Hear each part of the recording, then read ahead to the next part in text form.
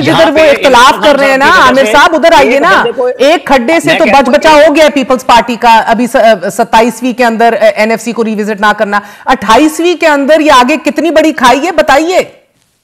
मैं आपको बताऊं, पीपल्स पार्टी कहीं नहीं जा रही, चाहे वो रुकवा लें तरमीम को ना रुकवाएं, वो इस सिस्टम का हिस्सा है। हाँ। उनके बेनिफिट्स इसके साथ जुड़े हैं। अगर वो उस वक्त नहीं छोड़ रहे थे, जो दोपहर साहब ने बताई बात, 13 में पीपल्स पार्टी सिंध गवर्नमेंट को नहीं छोड़ने के लिए तैयार थी, इसलिए साथ बैठ गई जी, फलाने में हम नहीं छोड़ेंगे, पीडीएम बनवा दिया, सब कुछ किया, वो अब क्यों छोड़ देंगे? अब तो वो सदर पाकिस्तान है, अब तो वो आईनी ओहदों पर बैठे हुए हैं। यूसुफ रजा गिलानी सिंध गवर्नमेंट लेके बैठे हैं, उनको दाव लगने का इंतजार है गवर्नर राज की सूरत में। केपी में बलोचिस्तान उनके पास है, उनके लिए क्या पड़ी हुई है? वो करते रहेंगे बातें, नहरों पे भी की हैं, दोबारा भी की हैं, और तो आईनी तरमीम भी करा रहे हैं। वो कोई पीछे हट रहे हैं किसी चीज से? मेरा नहीं ख्याल कि वो सिस्टम से जाएंगे।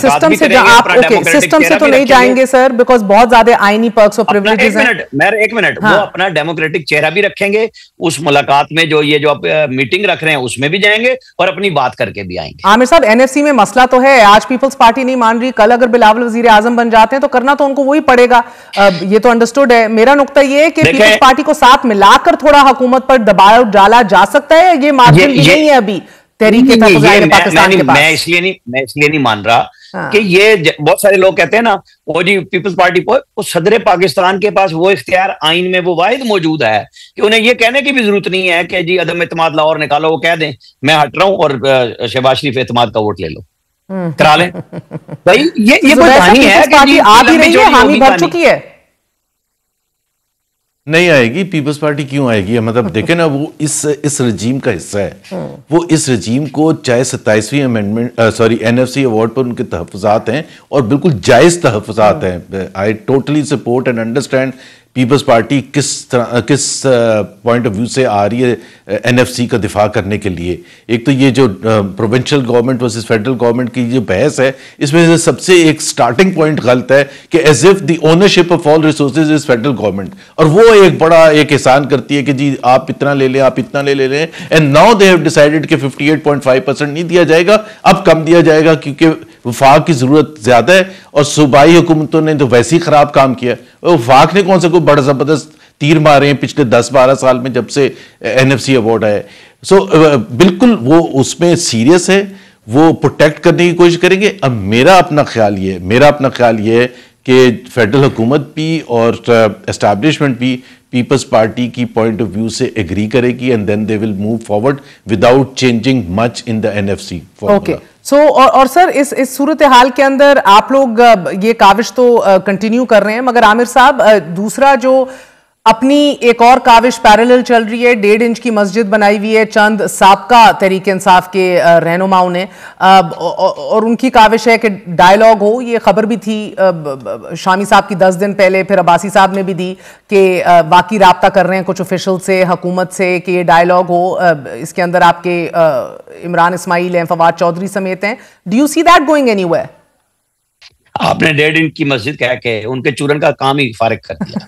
मुझे ये बताएं कि इमरान खान की पीटीआई में ये फवाद चौधरी कहां से आ गए, इस्माइल कहां से आ गए? इनका क्या काम है भाई? ये भागे फिर रहे हैं कि हमें साथ ले लो, वो बात नहीं करते, मिलते नहीं है। अच्छा, ये $1 अरब लाएंगे, ओ भाई 1 रुपया नहीं ला सकते आप उनके जरिए। ये आप जो अच्छी भली बेचारों ने जेल काट ली है, कोट लखपत वालों ने, उनको भी गंदा करने की कोशिश है। शाह महमूद कुरैशी को, डॉक्टर यास्मीन राशिद को, एजाज चौधरी को, अल्लाह के बंदो, वो बेचारे ओरिजिनल जेल में हैं, आप उनको भी गंदा करते हैं मुलाकात करके। ये किस चक्कर में बैठे हुए हैं? ये बस खबर बनाए, खबर आ गई, हमारे दोस्त हैं अंसार अब्बासी साहब, शामी साहब बड़े बुजुर्ग हैं, दी होगी खबर, लेकिन इनका 0/0 का नतीजा क्या होता है मुझे बता दे। 0+0 जितने मर्जी जरब जमा लगा लें, एंड पे 0 आना है। वो पीटीआई की ओरिजिनल ब्रीड, वो इमरान खान को अगर कायल कर लें तो कोई बात बनती हुई नजर आएगी। इमरान खान मानते किसी की नहीं। अभी तो आप देख लें, ये जो तहरीक तहफ़्फ़ुज़ आईन पाकिस्तान का बेड़ा गर्क इमरान खान के अपने हाथों से होगा ना, जरा चल तो लेंगे, जरा तहरीक तो शुरू करें, फिर देखें वो जब ऐलान करेंगे फिर क्या होगा। जुबैर साहब क्या कहेंगे? ये देखें, एक तो मैं उस बात से एग्री कर रहा हूं कि जो डिस्पाइट द फैक्ट के फवाद चौधरी और इमरान इस्माइल वालों की वगैरह की सिंसियर कोशिश है, मैं पर्सनली बात कर चुका हूँ। जाहिर सी बात है वो खान साहब के साथ इतने अरसे रहे हैं, उनके उनके साथ ज़ाहिर ताल्लुकात भी हैं, वो समझते हैं कि खान साहब ने बहुत सफ़र कर लिया और कुछ ना कुछ होना चाहिए। बट हैविंग सेड दैट, जो मेरा और फवाद चौधरी या इमरान इस्माइल का डिफरेंस ऑफ ओपिनियन है, इसमें इतना आसान नहीं है कि आप थोड़ा सा पीछे हट जाएं, वो थोड़ा सा पीछे हट जाएं।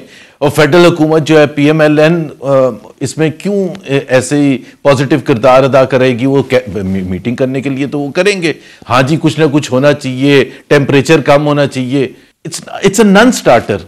एफर्ट करने में कोई खराबी नहीं है, but it's a non starter. आप लोग अंडरस्टैंड कर रहे हैं कि एफर्ट आप कर रहे हैं, but it's a non starter. नहीं, मैं अपनी बात नहीं कर रहा। मैं वो भी सर इस माहौल में तो नॉन स्टार्टर ही है ना, वरना माजी में हमने क्या क्या नहीं देखा। मियां साहब परवेज मुशर्रफ की जेल में थे, उस वक्त मुलाकातें भी हो गई, किसी को कानो कान खबर नहीं हुई। फिर आपने देखा कि दूसरी बार एजाज शाह के बकौल रिपोर्ट्स में कुछ और हुआ था, उस वजह से नवाज शरीफ इमरान खान दौर में बाहर चले गए। तो होने को तो कुछ भी हो सकता है, लेकिन होने को कुछ भी अभी नहीं हो सकता, एज ऑफ राइट नाउ नहीं हो सकता।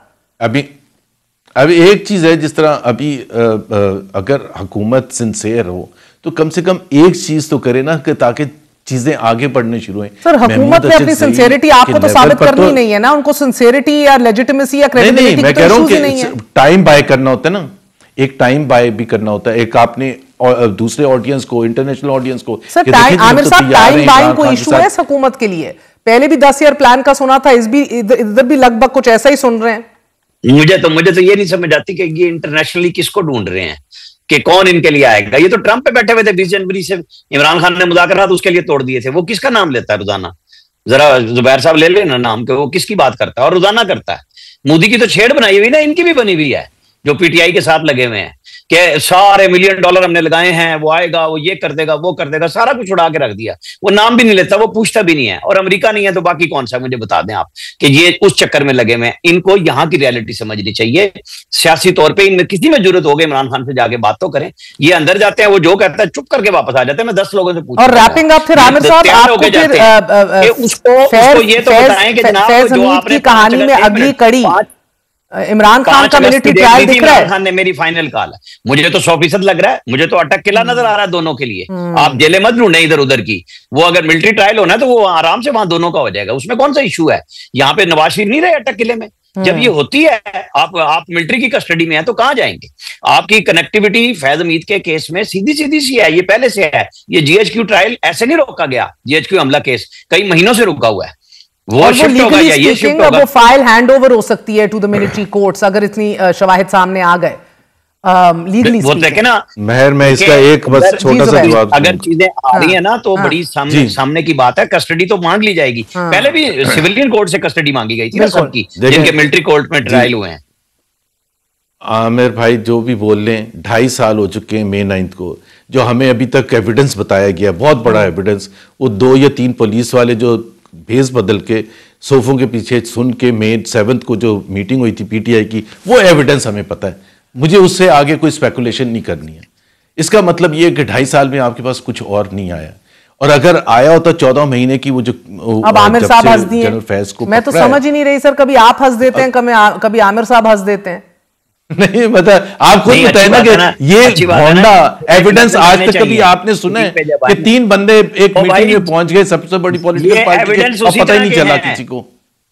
जुबैर भाई ये एविडेंस उसी तरह के हैं। गुड टू सी यू वाले हम बैठे हैं। हम नहीं हम बैठे हुए हैं, ले आए ना। वो बजाय कानून और लॉ पे ब्लैक डिक्शनरी पे फैसले देने वाले वो खोसा साहब चीफ जस्टिस होकर 3 केस से ज्यादा नहीं सुनते थे। वो भाई इस मुल्क में जुडिशरी ने हमेशा यही किरदार अदा किया। आप समझते हैं कि आप ये बातें करके तो सजाएं नहीं होंगी? वो भाई होंगी, हो चुकी हैं। आप किसको बचा रहे हैं, किसको बता रहे हैं? भाई आपको रियलिटी समझनी चाहिए। आप नहीं समझ रहे तो बस ठीक है, फिर आप कहते रहे कि वो देख रहा था, फलाना देख रहा था। जब वो चक्री में एक बयान आएगा जिसकी जरूरत हुई, वैसे तो फैज हमीद बोलने वाले हैं, बाकी तो छोड़ दें, आप क्या बात होगी। बहुत बहुत शुक्रिया जुबैर साहब, आमिर इलियास साहब, दोनों का बहुत बहुत शुक्रिया। नाज़रीन।